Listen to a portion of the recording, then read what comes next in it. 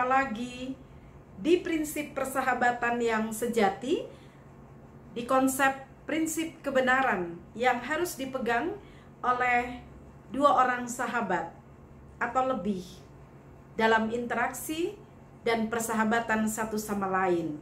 Dua-duanya harus memegang prinsip kebenaran. Kita boleh belajar dari Plato dan Aristoteles. Plato sebagai seorang guru dan Aristoteles sebagai seorang murid. Dengar apa kata Aristoteles. Plato adalah sahabatku, tetapi kebenaran melebihi sahabat. Jadi, ini yang namanya prinsip dasar. Dua-duanya sungguh memegang teguh kebenaran. Dan keeratan persahabatan terletak di sangat menghormati kebenaran sebagai satu standar persahabatan. Dua-duanya sangat menghormati kebenaran. Saya punya sahabat yang baik sejak saya kecil, sejak saya kanak-kanak, sampai kami berusia 50 sekian ini. Dan kami tetap bersahabat, tetap saling menguatkan dalam berbagai keadaan suka dan duka, tetap mensupport satu sama lain, dan itu kami lakukan terus menerus. Sekarang kami sudah berjauhan, tidak di satu kota di Jakarta, tetapi saya seringkali mengontak dan dia juga begitu. Tiba-tiba saja mau mengontak karena melihat mungkin di FB ada keterampilan yang saya lakukan, dia kontak dan dia hatinya gembira sekali gitu. Dia malah mau mengatakan, aku mau belajar itu gitu. Kapan ya aku bisa ke Jakarta? Saya mau belajar itu, satu keterampilan itu darimu gitu. Saling menghormati, saling mendukung, saling merespon, menjadi suatu hal yang sangat memperkaya sebuah persahabatan.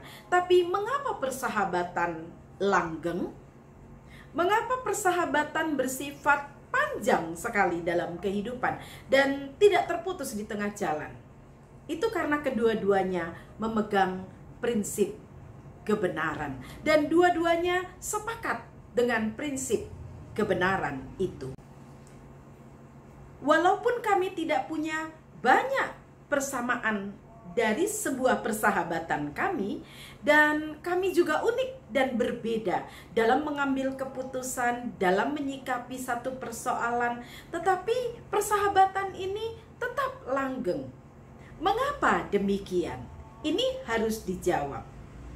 Aristoteles berbeda dengan Plato. Nggak apa-apa, berani berbeda dan berani mengungkapkan pendapat bahwa saya tidak seperti kamu. Kalau bagi saya tidak begitu. Dan kedua-duanya saling menerima, lalu menghormati. Kebenaran itu harus berada di posisi terhormat. Dua-duanya harus saling menghormati. Ini sangat penting sekali dalam satu perjalanan persahabatan. Ia harus mampu melakukan menerima lah gitu ya. Dia harus mampu untuk menerima perbedaan yang ada. Dia harus mampu mengalahkan kedekatan emosional begitu, kedekatan kekeluargaan, hanya karena prinsip sebuah kebenaran yang memang harus dipelajari, yang memang harus diperjuangkan, yang memang harus dinyatakan. Apa sih itu prinsip itu? Misalnya berkata jujur, misalnya sama-sama mau berjuang untuk membela kebenaran, misalnya adil dan berdua sepakat untuk itu, misalnya murah hati, duanya sepakat untuk belajar murah hati gitu dan menjunjung tinggi akan hal itu. Bayangkan sekali, itu akan menjadi satu kekuatan yang sangat luar biasa. Plato dan Aristoteles juga melakukan hal yang sama. Jadi persahabatan itu bukan hanya sekedar afektif. Udah gak enak deh, biarin gitu ya. Hanya soal afektif, tetapi efektif.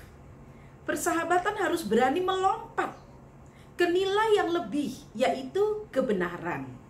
Akhirnya dua-dua akan menjadi pribadi yang saling menguatkan, dua-dua bahagia untuk satu missioning yang memang mereka mau mengerjakannya, dan mereka tahu itu nilai yang luhur. Kalau dua orang mau mengerjakan, betapa indahnya, betapa damainya kehidupan ini.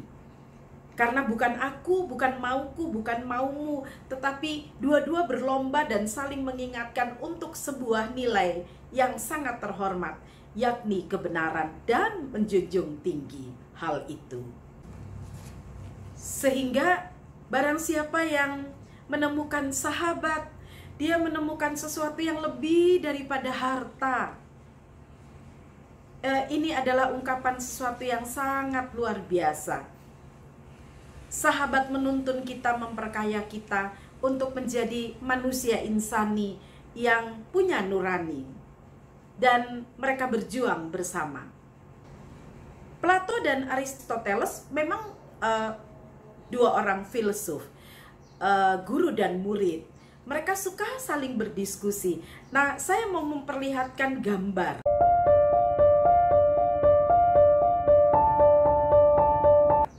Itu bisa di searching di internet ya.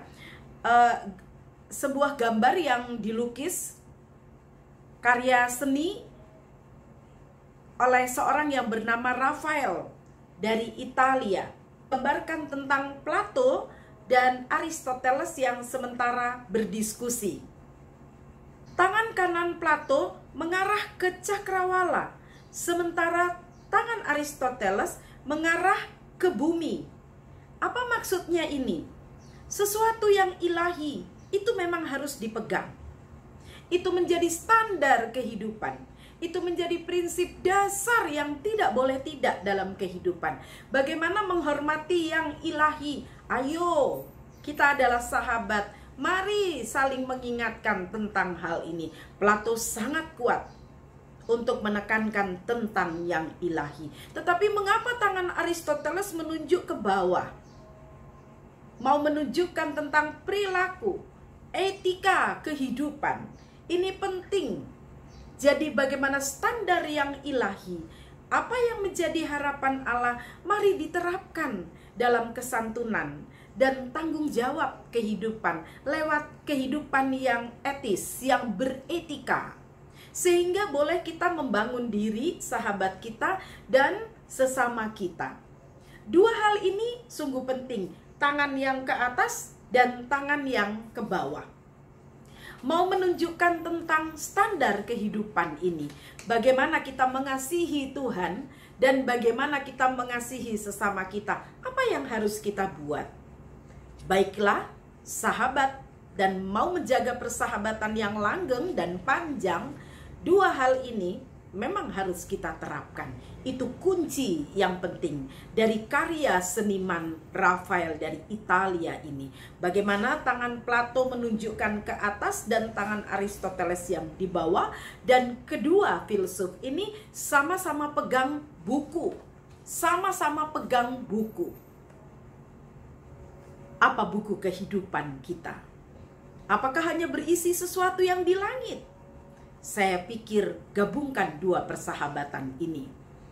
Juga pikirkan bagaimana kita mengembangkan satu kehidupan bersama di bumi ini.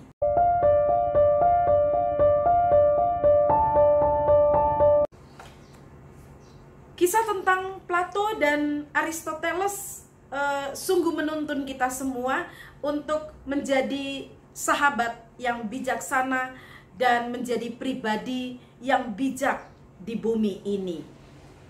Di lingkungan persahabatan kita, di rumah kita, mari kita latih akan hal ini.